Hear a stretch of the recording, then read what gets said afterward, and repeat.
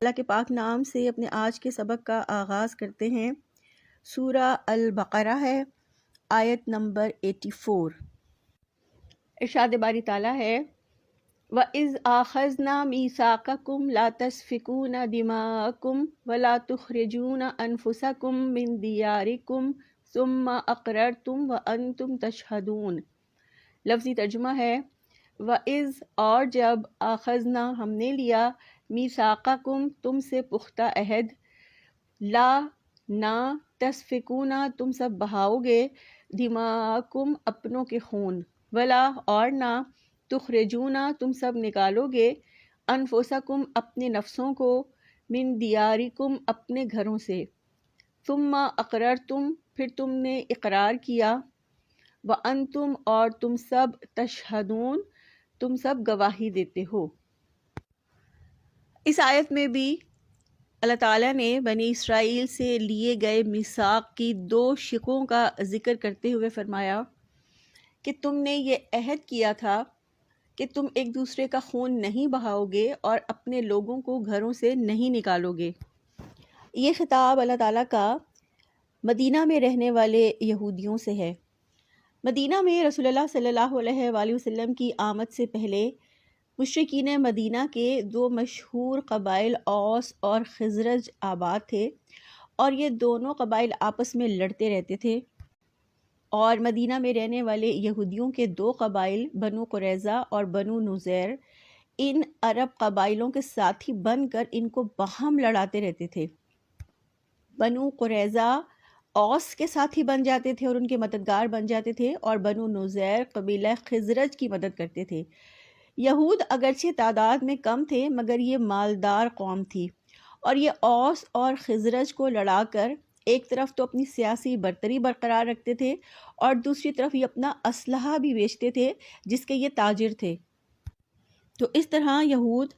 ان دو قبیلوں اوس اور خزرج کو آپس میں لڑوا کر بہت سے فوائد اٹھاتے تھے، مگر جب کبھی اوس اور خزرج کے درمیان جنگ ہوتی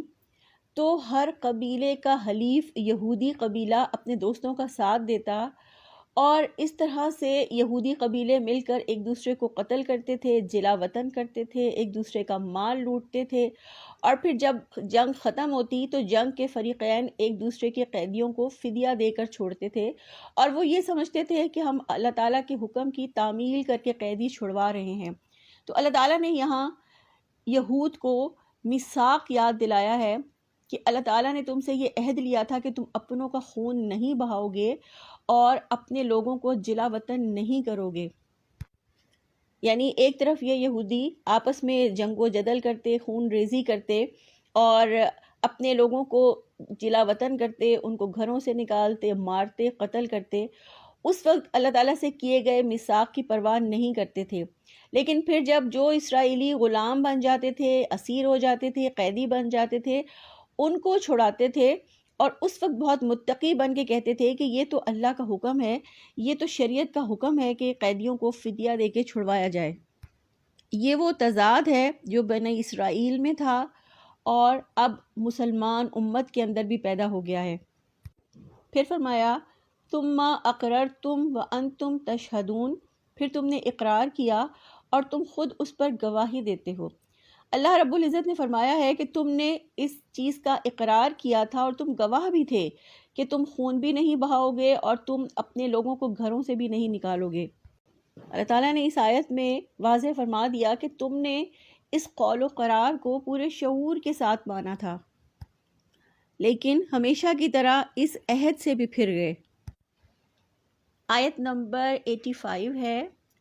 ثم انتم هؤلاء تقتلون انفسکم وتخرجون فریقا منکم من دیارہم تظاہرون علیہم بالاسم والعدوان وإن یأتوکم اسارى تفادوہم وہو محرم علیکم اخراجہم افتؤمنون ببعض الکتاب وتکفرون ببعض فما جزاء من يفعل ذلك منكم إلا خزي في الحياة الدنيا ويوم القيامة يردون إلى أشد العذاب وما الله بغافل عما تعملون۔ لفظی ترجمہ ہے ثم انتم، پھر تم ہاؤلائی وہی ہو کہ تقتلون تم سب قتل کرتے ہو انفسکم اپنے نفسوں کو وتخرجون اور تم سب نکالتے ہو فریقاً ایک گروہ کو منکم اپنوں میں سے من دیارہم ان کے گھروں سے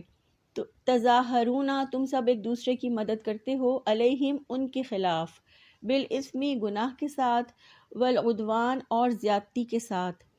وَإِنْ اور اگر یأتوکم وہ سب آئیں تمہارے پاس اسارا قیدی بن کر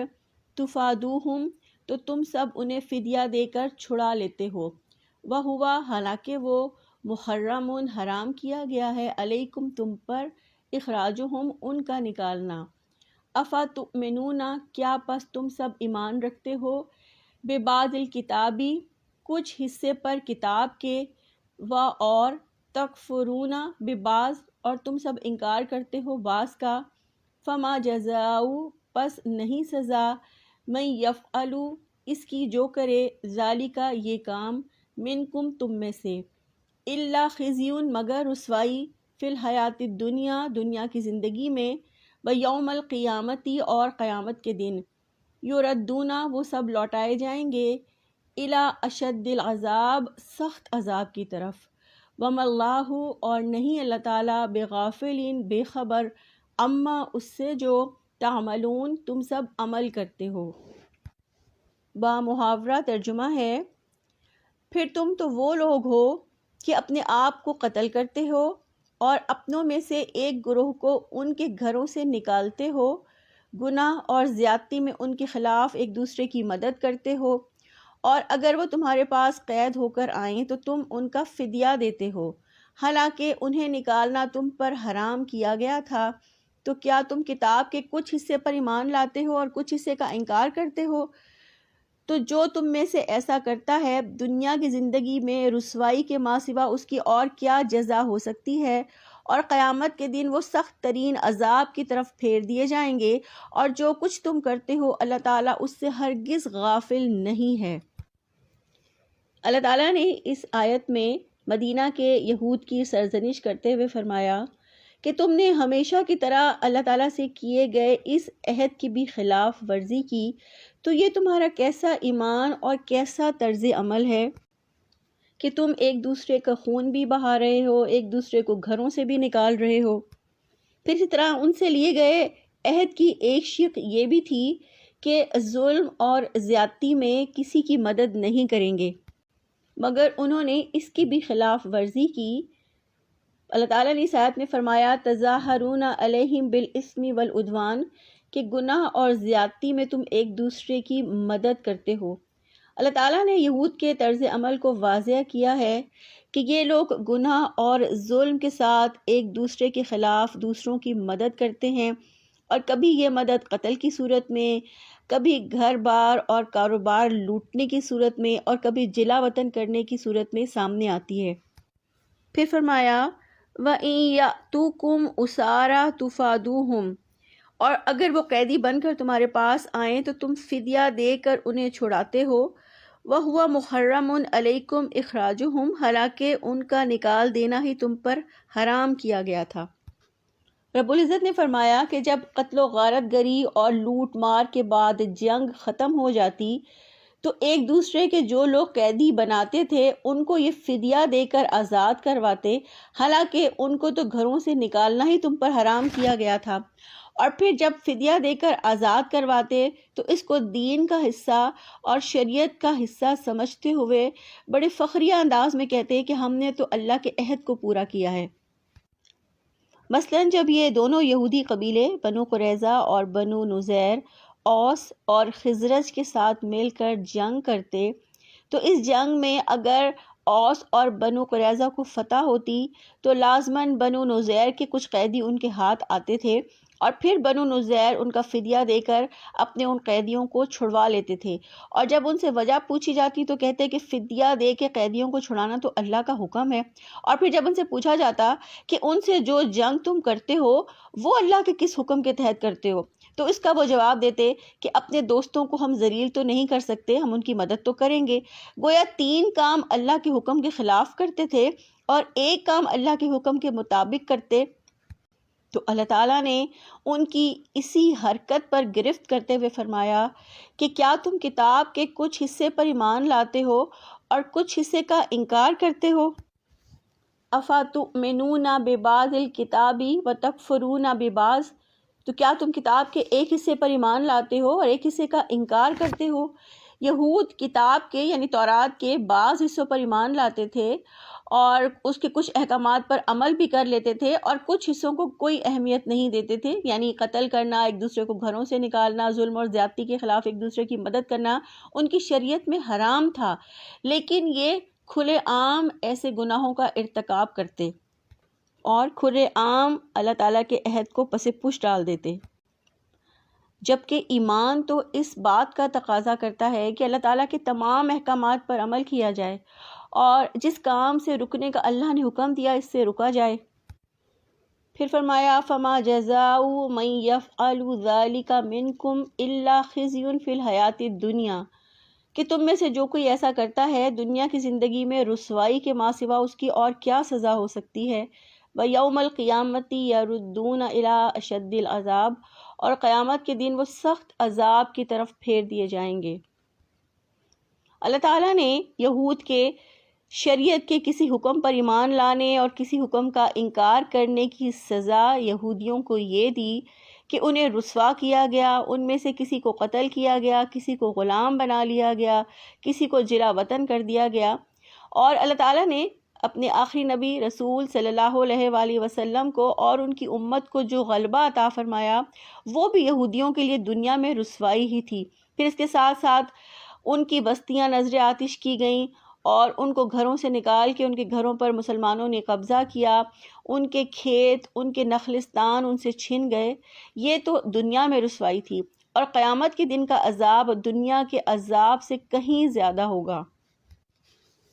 آیت کے اس حصے سے ہمیں پتہ چلتا ہے کہ شریعت کے احکامات میں سے کسی کو مان لینا اور کسی کو نظر انداز کر دینا اللہ کے نزدیک بہت بڑا گناہ ہے، اور اس کی سزا ہمیں اللہ تعالیٰ نے اس آیت میں بتائی کہ دنیا میں ذلت اور رسوائی اور آخرت میں عذاب۔ آج ہم مسلمانوں کی دنیا میں ذلت اور رسوائی کا سبب بھی یہی ہے کہ اللہ تعالیٰ کے کچھ احکامات کو مان لیا اور کچھ پر عمل کرنا چھوڑ دیا ہے۔ آج امت مسلمہ عالمی سطح پر جس ذلت اور رسوائی کا شکار ہے اس کی وجہ یہی جزوی اطاعت ہے کہ دین کے ایک حصے کو مانا جاتا ہے اور ایک حصے کو پاؤں تلے رون دیا جاتا ہے، یعنی نظر انداز کر دیا جاتا ہے۔ آج ہمارا طرز عمل بھی یہود کی طرح ہے کہ ہم پورے دین پر چلنے کو تیار نہیں ہیں۔ ہم میں سے ہر گروہ نے کوئی شے اپنے لیے حلال کر لی ہے، کسی کو حرام کر دیا، کوئی رشوت کو حلال سمجھ رہا ہے، کوئی سود کو حلال کر رہا ہے، جبکہ اللہ تعالیٰ کا مطالبہ کلی اطاعت کا ہے۔ اللہ کے ہاں یہ جزوی اطاعت قبول نہیں کی جائے گی بلکہ منہ پر ماری جائے گی، اور اپنے اس طرز عمل کی وجہ سے آج ذلت اور مسکنت ہم پر تھوپ دی گئی ہے، اور باقی رہ گیا قیامت کا معاملہ، تو وہاں شدید ترین عذاب کی وعید ہے۔ پھر فرمایا وَمَا اللَّهُ بِغَافِلٍ عَمَّا تَعْمَلُونَ، اور اللہ تعالیٰ غافل نہیں ہے اس سے جو تم کر رہے ہو۔ اللہ تعالیٰ نے یہ کہہ کر انسان کو بیدار کیا ہے کہ اللہ تمہارے اعمال سے غافل نہیں ہے، تمہارے اعمال اللہ کی نظروں میں ہیں، اس لیے ان کی جواب دہی اور انجام سے تم بچ نہیں سکتے۔ انسان کو جب یہ احساس ہوتا ہے کہ اس کا کام کسی کے مشاہدے میں ہے تو وہ اپنے کام کے بارے میں محتاط ہو جاتا ہے۔ اللہ تعالیٰ نے اسی لیے انسان کو محتاط کرنے کے لیے اور اس کے شعور کو بیدار کرنے کے لیے یہ فرمایا کہ اللہ تمہارے کاموں سے غافل نہیں ہے اور وہ تمہارے تمام اعمال کا احتساب کر کے رہے گا۔ آیت نمبر 86 ہے اولئک الذین اشتروا الحیاۃ الدنیا بالآخرہ فلا یخفف عنہم العذاب ولا هم ینصرون۔ لفظی ترجمہ ہے اولئک، یہی وہ لوگ ہیں، الذین اشترا، جنہوں نے خریدی، الحیات، زندگی، الدنیا دنیا کی، بالآخرہ آخرت کے بدلے، فلا یخفف پس نہیں ہلکا کیا جائے گا، عنہم العذاب ان سے عذاب، ولا ہم اور نہ وہ سب ینصرون مدد کیے جائیں گے۔ با محاورہ ترجمہ ہے، یہ وہ لوگ ہیں جنہوں نے آخرت کے بدلے دنیا کی زندگی خرید لی ہے، سو نہ ان کے عذاب میں کمی کی جائے گی اور نہ ہی وہ مدد دیے جائیں گے۔ اس آیت میں اللہ تعالیٰ نے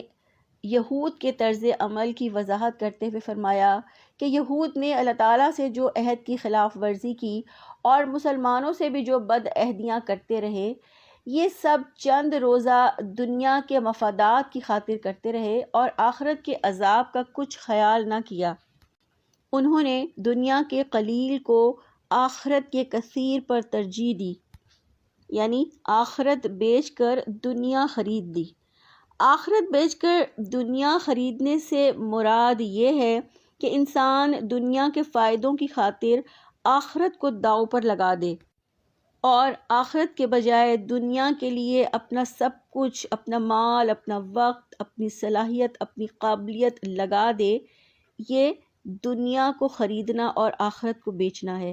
یہود نے آخرت کے مقابلے میں دنیا کو ترجیح دی تھی۔ انہوں نے اللہ تعالیٰ کے احکامات پر عمل کرنا ترک کر کے اپنی خواہشات کو ہی اپنا دین بنا لیا تھا۔ یہی آخرت کو بیچنا اور دنیا کو خریدنا ہے۔ ایسے لوگوں کے لیے اللہ تعالیٰ نے سزا بتا دی، فلا یخفف عنہم العذاب ولا ہم ینصرون، سو نہ ان کے عذاب میں کچھ کمی کی جائے گی اور نہ ہی وہ مدد دیے جائیں گے، یعنی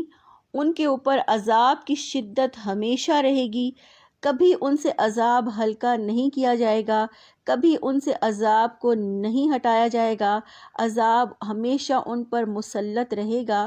اور ایک گھڑی بھی وہ عذاب کے بغیر نہ گزاریں گے۔ اللہ تعالیٰ سے دعا ہے اللہ تعالیٰ ہمیں اپنی اس پاک کتاب کے تمام احکامات پر ایمان لانے، اسے بہترین طریقے سے سیکھنے اور اس پر عمل کرنے اور اسے آگے پہنچانے کی توفیق عطا فرمائے۔ سبحانک اللہم و بحمدک، نشہد ان لا الہ الا انت، نستغفرک و نتوب الیک۔ السلام علیکم ورحمۃ اللہ وبرکاتہ۔